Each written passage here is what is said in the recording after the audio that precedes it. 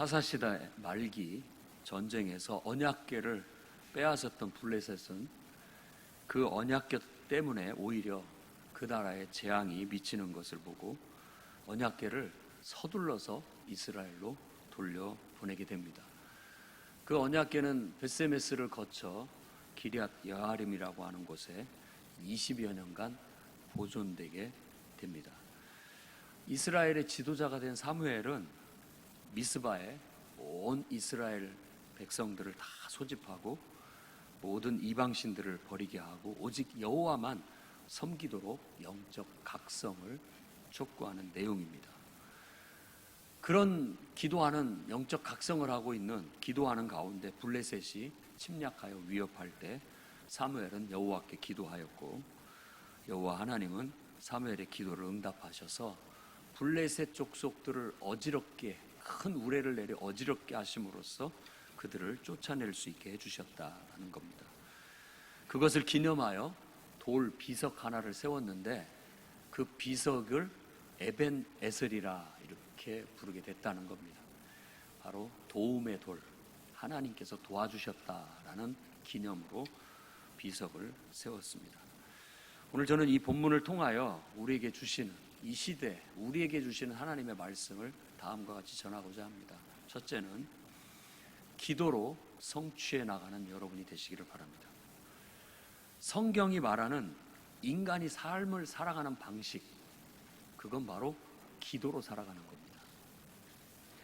우리가 좁은 의미로서의 기도를 생각하면 우리가 예배당에 찾아와서 기도의 자세를 갖추고 어떤 기도의 형식에 따라서 어느 정도의 시간을 기도하고 돌아가는 것, 이걸 기도라고 생각을 하는데, 기도를 좀 더 폭넓게 생각을 하면 기도라는 것은 우리를 창조하신 창조주 하나님을 향하여 열린 마음으로 나아가는 그것이 바로 기도입니다.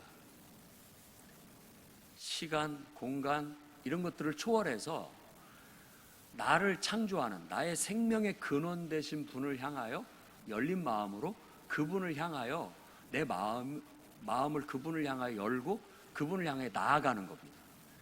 그 다음에 그분을 향해서 나아가는 이유가 뭐냐?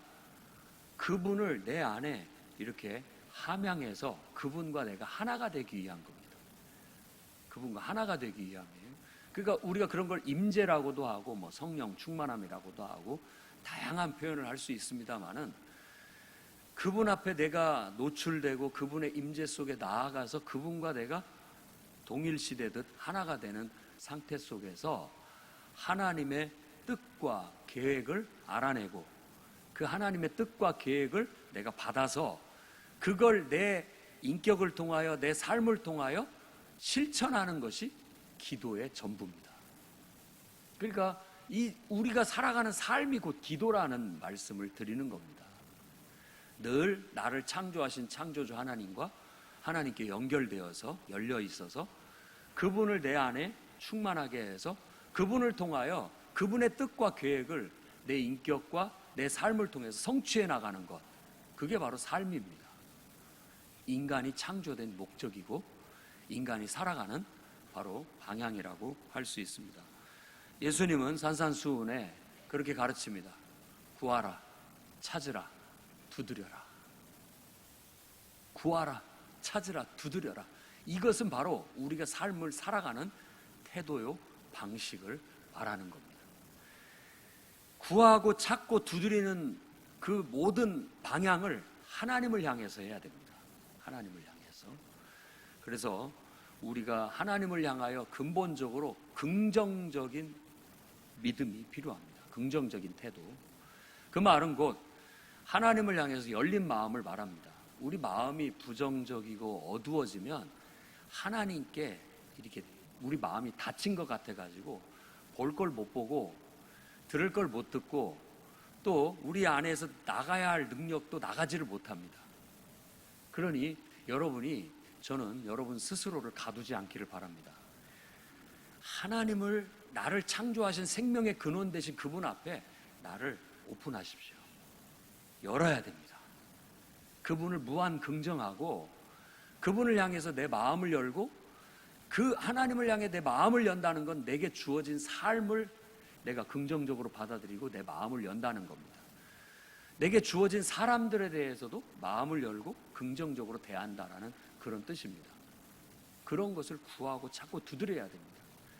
여러분들이 오늘 여러분 마음이 닫혀 있지는 않은지, 내가 또 인생에 대해서 부정적으로 생각하고 있지는 않은지, 또 내 안에 있는 능력을 발산해내지 못하고 발휘해내지 못하고 그것이 억눌려 있지는 않은지 한번 돌아보십시오. 오늘 하나님 앞에 나와서 그 막힌 통로를 뚫어내십시오. 하나님을 무한 긍정하고 하나님을 향하여 내 마음을 활짝 열고 그분을 향하여 찬양과 감사를 올려드리면서 우리 마음을 긍정적인 믿음으로 이렇게 열어 제쳐야 되겠습니다. 그러면 여러분의 삶도 그렇게 긍정적으로 대할 수 있고 여러분 자신을 향해서도 긍정적으로 대할 수 있게 되고 다른 사람을 향해서도 긍정적으로 대할 수 있게 됩니다. 그 다음에 그렇게 우리가 긍정적이라면 이제는 적극적인 태도로 구하고 찾고 두드려야 됩니다. 보통 우리가 기도라고 말하는 핵심은 거기에 있습니다. 구하고 찾고 두드리는 적극적인 태도가 필요합니다. 왜 우리에게 하나님은 적극적인 태도를 요구하시느냐? 우리가 타락했기 때문에 그렇습니다. 선악을 알기 전에는 마치 태아가 탯줄을 통해서 어머니에게 연결이 돼가지고 애가 원하든 원하지 않듯 필요한 영양분은 다 공급을 받고 살았어요. 그러나 선악을 알게 하는 나무 실과를 먹을 때부터 이제 우리는 선악을 알게 되면서 이 불칼로 우리를 가로막음으로 인해서 이제는 하나님과 내가 독립적이 됐어요. 그러면 그 말은 무슨 말이냐? 이제는 태아가 태어나서 탯줄이 잘리고부터는 그 스스로가 젖을 찾아야 돼요. 그리고 살기 위한 본능을 발휘를 해서 그 빨기 본능 또 뭐 기타 등등의 여러 가지 본능들을 이용해서 자기의 생존을 어머니에게 붙어 있음으로써 유지해 나가게 되는 겁니다. 똑같이 우리 인간도 만일 적극적으로 살기 위해서 하나님을 찾지 않는다면, 그 어린아이가 젖을 찾듯이 찾지 않는다면 우리는 죽고 맙니다. 그래서 적극적인 태도가 필요해요. 이 세상은 끊임없이 우리를 퇴보시키고 또 끊임없이 우리를 무너뜨리고 망가지게 돼 있습니다. 그렇게 돼 있어요.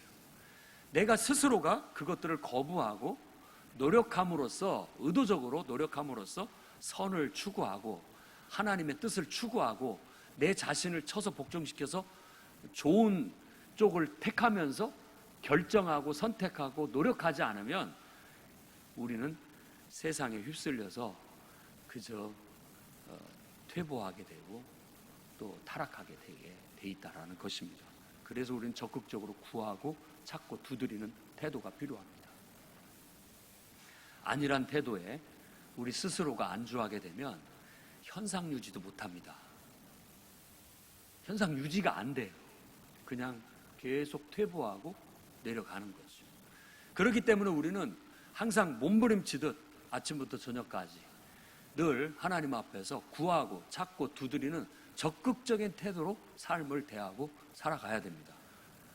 오히려 내가 적극적인 태도로 삶을 살아가게 되면 모든 것들이 내 손에 잡혀오고 그것들을 내 뜻대로 마음대로 활용할 수가 있는데, 소극적인 태도로 하면 내가 오히려 뭔가에 붙들려 갖고 휘둘리기 시작합니다. 무례한 요구를 받게 되고 간섭을 받게 되면서 내가 원하지 않으면서도 끌려다니며 이리저리 휩쓸려 다니는 정말 내가 원치 않은 삶을 살고 마는 거예요. 그러니 여러분 적극적인 태도를 가지십시오. 만일 내가 지금 내가 왜 이렇게 사는지 모르겠어, 내가 원치 않은 방향으로 자꾸만 인생이 흘러가는 듯하고 내가 원하는 것들은 자꾸만 멀어져 간다고 느낀다면 여러분이 하나님을 믿는 믿음으로 적극성을 회복하십시오. 하나님을 향해서 여러분 자신을 이렇게 세우십시오. 구하고 찾고 두드림으로써 주도권을 다시 가져오십시오. 그러므로 인하여 우리는 하나님의 뜻을 성취해 나갈 수 있게 될 겁니다. 자, 이렇게 나아가다 보면 우리는 창조적인 응답을 하는 어떤 궤도에 오르게 됩니다. 창조적으로 응답받게 돼 있습니다.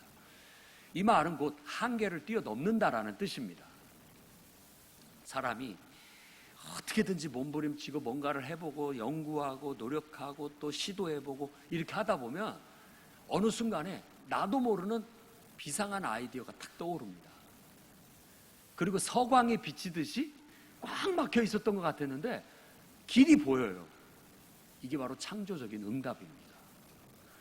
우리가 인생을 사는 것은 하나님을 의지하여 하나님 앞에 기도하는 자세로 살아가도록 하나님이 우리를 지금 이 시기 속에는, 우리가 살아가는 이 시간 속에, 이 공간 속에, 우리가 살아가는 이 속에는 그와 같은 방법으로밖에 살 수가 없다는 걸 알 수 있습니다. 적극적으로, 긍정적인 믿음으로 적극적으로 기도하고 창조적으로 응답 받으십시오. 비행기도 이 구름층을 뚫고 대기를 뚫고 올라가야 안정을 찾을 수 있고 그때야 비로소 안전벨트 풀고 돌아다닐 수 있게 해줍니다. 똑같은 거예요. 우리가 긍정적인 믿음으로 적극적으로 몸부림치듯 기도함으로써 어느 궤도에 올라가게 되면 그때부터 창조적인 응답들을 받아내기 시작한다는 것입니다. 긍정적인 믿음으로 적극적으로 기도합시다. 그리고 창조적으로 응답받도록 합시다. 그것이 우리가 삶을 살아가는 방식입니다. 사사시대의 이스라엘 백성들은 반복적인 생활 패턴을 보여주고 있는데 그들이 범죄하게 되고 그 다음에 이방인들로 인하여 억압을 받게 되고 그때에 부르짖게 되고 그 다음에 구원이 임하게 된다라는 단순한 네 가지의 패턴입니다. 오늘 우리가 읽은 본문 말씀에는 바로 그 부르짖음이 나타나 있습니다. 2절 말씀에 이스라엘 온 집이 여호와를 사모하니라 라고 말했는데 이 사모한다라는 것의 원래 단어의 원뜻은 바로 슬퍼하다, 애통하다 이런 뜻입니다. 그러니까 여호와를 향하여 하나님의 뒷모습을 보고 그 뒤쪽에서 하나님 앞에 슬퍼한다, 원어를 직역하면 그런 뜻입니다. 그 말은 하나님이 등을 돌리고 있다라는 뜻이고 그 하나님을 간절히 사모하여 찾아서 그분이 등을 다시 돌려서 나를 봐주시기를 바라는 그런 애타는 마음을 말하는 것이죠. 예수님은 팔복 중에 애통하는 자는 복이 있나니 위로를 받을 것이다 라고 우리에게 말씀해 주셨습니다.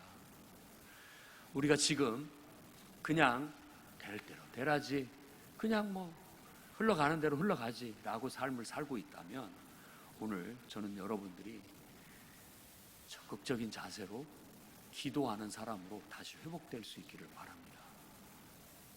하나님이 얼굴을 내게로 돌릴 수 있도록 여러분의 인생이 살아가는 도중에 꼭 하나님이 내게 등 돌리고 있는 것 같은 그런 답답함, 그런 외로움, 쓸쓸함, 모든 일들이 잘 안 되는 모든 일들이 느껴진다고 한다면 지금이야말로 오늘 이스라엘 백성이 하나님 앞에 기럇 여아림으로 돌아오는 법궤를 보면서 희망을 갖고 하나님을 향하여 슬퍼하며 나아갔던 것처럼 그것을 보고 가능성의 서막을 보고 이스라엘의 지도자 사무엘은 그들을 다 미스바로 모이게 해서 비로소 영적인 각성 운동을 일으켜 기도하게 하고 금식하게 하고 물을 부어 뭔가 자신들을 쏟아넣고 죄를 씻게 하는 그런 운동을 일으킨 것처럼 우리 스스로가 하나님을 향하여 나아가 기도하는 삶의 태도를 회복하게 된다면 우리 인생은 다시 정궤도를 되찾게 되고 우리의 삶에 하나님께서 이루시고자 하시는 많은 일들은 성취되게 되고 여러분의 인생도 더 보람되고 의미 있는 삶이 펼쳐지리라 믿습니다. 기도만이 어쩌면 우리가 살아가는 삶의 유일한 방식입니다. 긍정적인 믿음을 갖고 마음을 활짝 열고 하나님 앞에 많은 것들을 받을 수 있는 기대심을 갖고 소망을 갖고 부지런히 나아가십시오. 뭐라도 하십시오. 몸부림을 치시라고요. 가만히 앉아있으면 퇴보합니다. 바쁘고 피곤하고 지치고 힘들어도 기도하는 하나님 앞에 몸부림치며 기도하고 노력하는 그것만큼은 잊지 말자 라고 하면서 여러분 자신을 쳐서 복종시켜 나아가십시오. 어느 단계에 이르면 분명히 놀라운 창조적인 하나님의 응답이 오게 될 것입니다. 영국의 웨일즈라는 곳에 1904년도에 이반 로버츠라고 하는 젊은 탄광부가 있었습니다. 그 도시는 우울한 도시예요. 우울한 도시. 탄광촌이 원래 그렇듯이 그렇습니다. 도시도 그렇고 개인도 그렇고 교회도 그렇고 다 영적으로 침체되어져 있을 때 이 한 사람이 그 모든 것들을 타개하기 위해 10년 동안을 하루 빠짐없이 하나님 앞에 부르짖고 기도하는 간절함이 있었습니다. 그 기도가 10년쯤 됐을 때 비로소 뭔가 변화가 일어나기 시작한 겁니다. 기도에 불이 붙기 시작한 거예요. 자기 혼자만의 기도가 아니라 이제는 똑같은 마음을 품고 이스라엘 백성이 등 돌려 계시는 하나님 앞에 슬픈 마음으로 애통하며 금식하며 기도하며 부르짖고 나아갔던 것이 미스바에 다 같이 모여서 기도하는 기도의 운동으로 불이 붙듯이 웨일즈에서도 그와 같은 부흥이 불이 붙게 시작되게 된 겁니다. 낙심되고 가라앉았던 개개인들이 활력을 되찾기 시작합니다. 삶의 활력.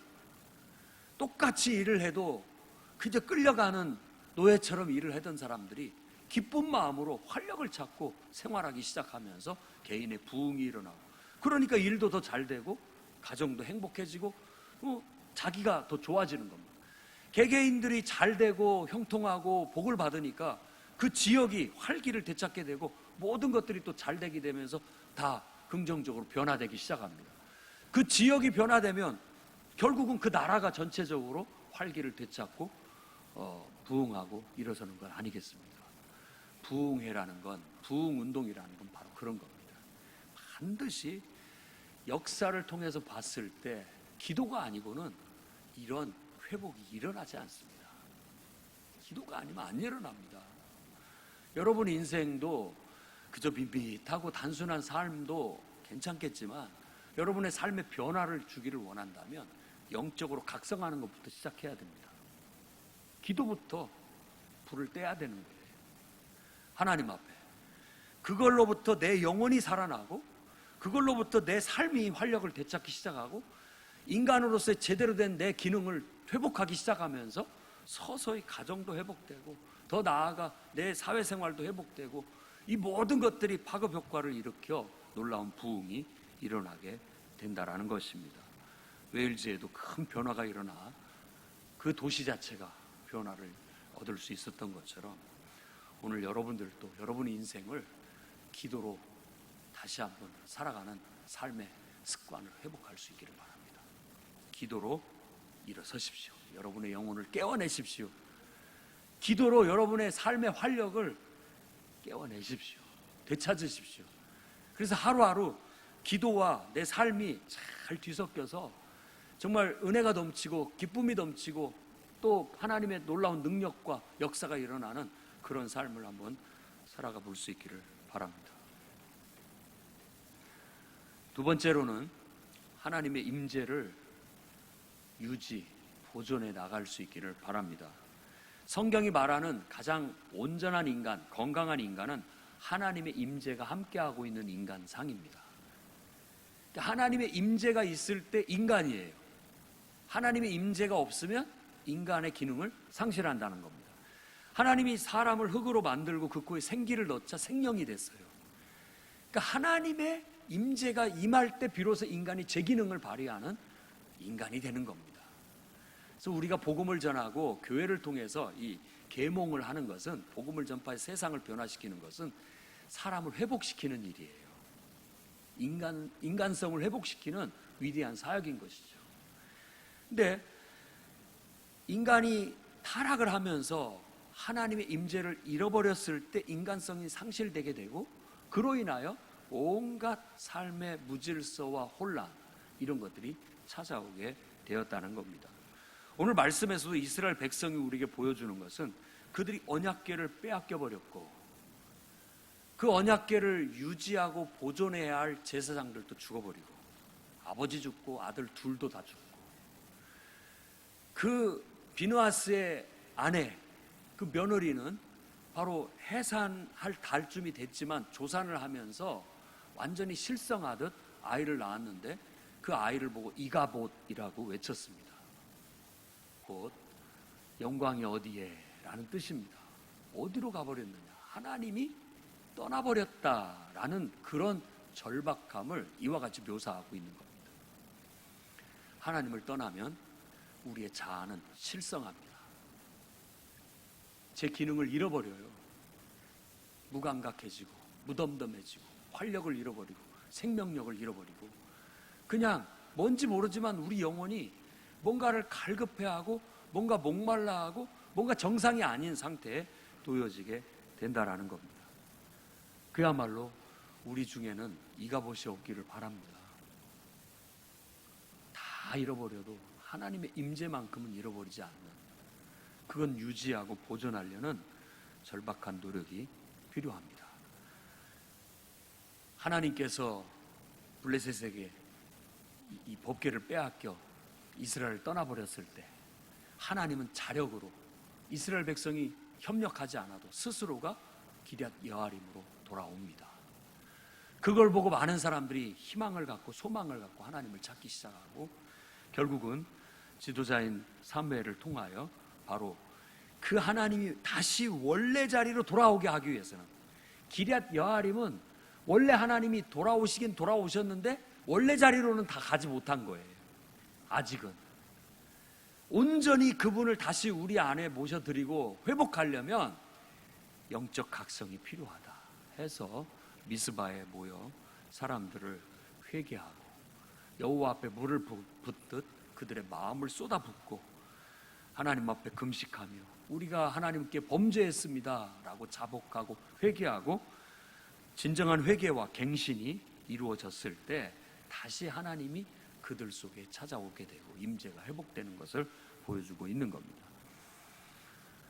우리도 하나님의 임재를 다시 회복해야 되겠습니다.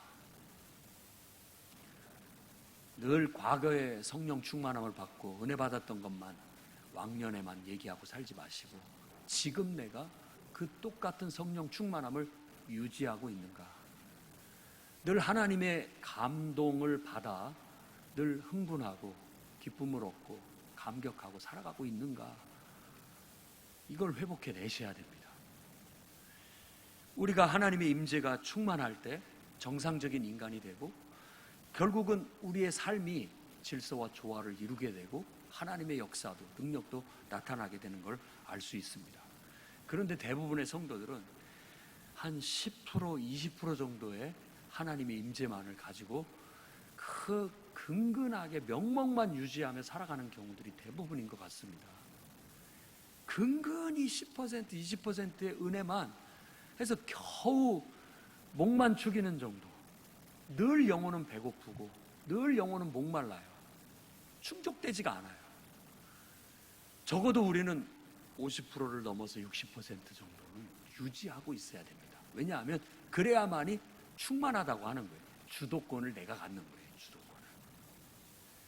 그 충만함을 내가 지금 이렇게 게이지가 떨어져서 뭔가 좀 목말라지고 메말라가고 느껴진다면 오늘 영적 각성을 이루기를 바랍니다. 무엇 때문에 내가 그걸 잃어버렸는지, 무엇이 내 삶을 메마르게 하고 있는지, 무엇이 내 삶을 힘들게 만들어 가고 있는지 다시 영적인 각성과 부흥 운동을 통하여 여러분들이 그 하나님으로부터 받는 감흥을, 하나님께로부터 받는 이 영적인 은혜를 이렇게 회복해서 충만하게 채워가시기를 바랍니다. 그러기 위해서 우리는 규칙적인 말씀 묵상과 규칙적인 기도 생활, 규칙적인 예배 하지 않으면 안 됩니다. 대부분의 사람들이 이 그릇을 소중히 여기지 않습니다. 본질을 더 중요하다라고 얘기를 해요. 본질, 어디서든지 내가 기도할 수 있고 뭐 이렇게 한다고 말은 하지만 알고 보면 이 알맹이라는 본질은 껍데기가 있어야만 유지되고 보존됩니다. 과일에 껍데기가 없다고 한번 생각해 보십시오. 우리는 알맹이만 소중하다고 생각하지만 그 껍데기가 있기 때문에 알맹이가 신선하게 유지 보관되고 있는 거예요. 우리의 규칙적인 말씀 묵상, 매일 정해진 말씀을 읽고 묵상하고 그걸 기록하며 일기 쓰듯 내 삶을 돌아보고 실천하려는 노력하지 않으면 여러분의 영적인 신선도는 떨어집니다. 여러분의 영적인 어떤 성령의 충만함은 자꾸만 약화됩니다. 무력화돼요. 그리고 매일 30분 이상의 운동처럼 뜨거운 열정을 발휘하는 기도가 우리의 생활의 습관 속에 들어가지 않으면 여러분의 영적인 신선도는 훼손됩니다. 훼손되기 시작하고 영적인 질이 현격히 떨어져요. 그러다 보면은 기쁨도 은혜도 사라져서 있는 자는 더 받게 되고 없는 자는 그 있는 것마저도 빼앗기는 악순환이 반복되게 되는 거예요. 그러면 인간의 본능은 늘 자기 안에서 문제를 찾지 못하고 환경을 탓하거나 사람을 탓하게 되는 겁니다. 교회가 은혜가 없느니, 사람이 어쩌느니, 결국은 모든 환경 탓과 사람 탓에 빠지게 되는데, 아니 내가 달라지지 않은 상태에서 어디를 간 듯 그런 불만과 불평이 없겠습니까? 우리 스스로가 영적 각성을 이뤄내지 않게 되면 결국 회복될 수 없다는 걸 보여주는 것이죠. 뜨겁게 열정적으로 하나님 앞에 적극적으로 긍정적인 믿음으로 적극적으로 몸부림치듯 기도하는 기도의 습성이 여러분의 영혼을 신선하게 유지하게 만들고 여러분의 하나님과의 관계를 의롭고 늘 올바르게 만들어 유지해 나갈 수 있게 만들 뿐만 아니라 하나님을 통해서 신선한 은혜와 각양 좋은 복들이 임할 수 있는 아주 잘 뚫린 통로를 유지해 나갈 수 있게 만들어 주는 거예요. 그러니 우리가 힘써야 할 것은 하나님의 임재를 유지하는 것, 일정한 수준을 지켜나가는 것, 그게 필요하다는 겁니다. 그런 규칙적인 우리의 그 물리적인 습관이 바로 이런 영성을 유지하고 보존하는 것이구나 하는 걸 여러분이 오늘 깨닫고 정말 하나님의 임재를 유지해 나갈 수 있기를 바랍니다. 신약 성경에는 성령을 소멸치 말라고 말합니다. 우리가 성령을 소멸하면 다 잃어버리는 것입니다. 인생 속에서 적극적으로 여러분의 삶을 성취해 나가시되 기도로 나가시고 성령의 충만함을 통해서 이루어 나가려는 이 두 가지를 잘 조화를 이룰 수 있기를 바랍니다. 마지막 세 번째는 도우시는 하나님과 교회 영적인 지도자인 사역자, 목회자들과 성도가 한마음 한뜻이 되어 화합하여 하나님의 역사를 우리도 한번 일으켜 봅시다. 일으켜보자. 성경에는 하나님의 능력이 나타나고 표적이 나타나고 기적이 나타나는 이러한 모든 일에 이 삼박자가 딱 맞아야 된다라고 우리에게 가르치고 있는 거예요. 하나님이 아무리 도와주시려고 해도 영적으로 깨어있고 정말 바른 자신의 역할을 감당하는 사역자, 사무엘과 같은 지도자가 없으면 또 안 됩니다. 통로가 막히는 것 같죠. 근데 또 하나님도 함께 하시고 사역자도 준비가 되었는데 모든 공동체가 한마음이 돼서 화합하고 협력해서 동참하지 않으면 그런 역사가 또 이루어지지 않습니다. 오늘 우리가 읽은 이 말씀 속에는 이 사무엘상 7장에는 이 삼박자가 지금 딱 맞아가고 있는 거예요. 사무엘 지도자가 영적으로 딱 서서 미스바로 모여라. 지금이야말로 각성할 때고 회개할 때고 기도할 때다. 하나님 앞에 돌아갈 때다 라고 해서 그들을 이끌었고 공동체는 이스라엘 백성들은 그럽시다. 그동안 생각해 보니까 우리가 잘못 살고 있었습니다. 그동안 나태했습니다. 게을렀습니다. 기도를 잃어버리고 살았습니다. 하나님 말씀을 멀리하고 살았습니다. 이렇게 살다가는 우리가 죽을지도 모르겠습니다. 같이 우리가 동참하겠습니다. 와서 금식하고 기도하고 하나님 말씀을 듣고 영적으로 그들이 하나님 앞에 쏟아붓고 마음을 합하고 뜻을 합하고 협력하니까 하나님께서 도우시더라는 겁니다. 그게 바로 에베네셀 아닙니까? 하나님께서 도우신다는 거. 하나님은 하나님대로 하실 일을 하시는 거예요. 큰 우레를 내려서 블레셋 족속이 기세등등해서 저것들 아무것도 아니다라고 기세등등해서 오는데 하나님께서 큰 우레를 내리셔서 그들을 어지럽게 마르니까 그들이 사기가 떨어지고 이스라엘 백성에게 밀려 도망가게 되는 거예요. 반대로 이스라엘 백성은 이렇게 지도자와 또 모든 공동체와 또 하나님의 능력이 임하고 하나님의 도우심이 함께하니까 갑자기 약했던 이스라엘이 강해지는 거예요. 힘이 생기는 겁니다.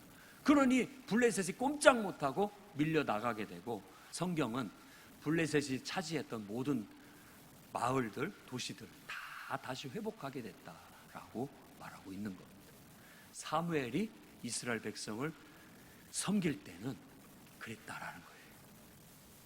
오늘 우리가 정말 교회 기도하고 영적으로 이끌어가는 지도자, 이 교회를 중심으로 해서 모든 교우와 성도들이 이 삼박자를 한번 이루어 봅시다.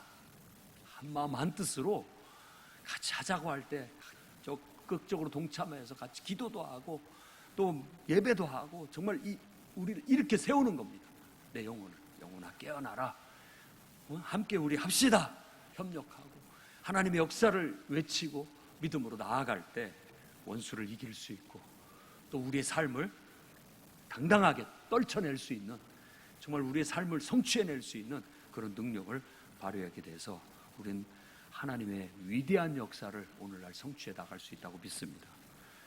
에베네셀의 하나님을 의지하여 오늘 또 모든 목회자와 성도들이 협력하고 화합하여 하나님의 역사를 위대하게 일으켜 나가는 교회와 성도가 되시기를 주의 이름으로 축원합니다. 기도하겠습니다. 전능하신 주님,